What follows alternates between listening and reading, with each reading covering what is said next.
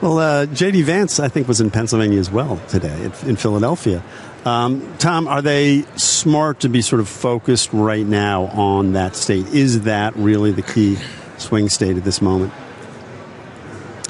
It is, although I think the polling shows that a lot of these other states that were kind of off the board when Biden was the nominee are back in play with Harris. And I'm thinking specifically of Arizona and Georgia. Nevada?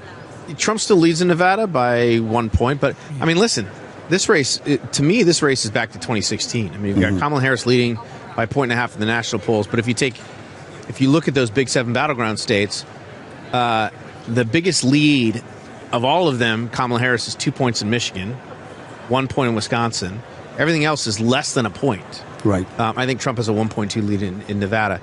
But, 4 of the 7 states, or 3 of the 7 states, are 0.1%, 0.2%. Really, really, really close. And so Pennsylvania is obviously important. 19 electoral votes. I mean, if you look at the map and the swing states, it's the biggest. Georgia's 16, Arizona's 11.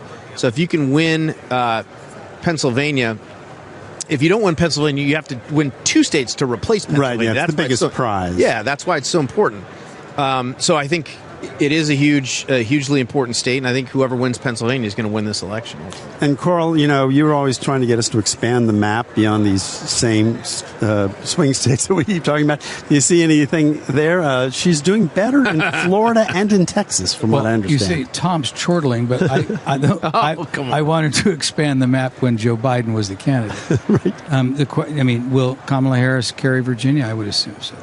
Minnesota is now out of play, as far as I'm concerned. New Hampshire's probably out of play. I don't know about New Hampshire, but it's only 3 electoral votes. But I thought Minnesota was in play before. I certainly don't think it is now, and the selection of Tim Walz probably cemented that. So I'm almost back to 7. I hate to say that because in a country this big, you're not a Florida believer. That Florida's in play. Yeah, it might be. I like to expand the map. I like to cover the whole country. I wish California was in play. I grew up there, and it used to be a swing state. I guess it isn't anymore. No, not Hawaii may be a swing state, and I am willing to go there for several months to provide on-the-ground coverage. Make the sacrifices necessary. Well, you're listening to Real Clear Politics on Sirius XM. I'm Andrew Walworth. We're going to take a quick break, and we'll be right back.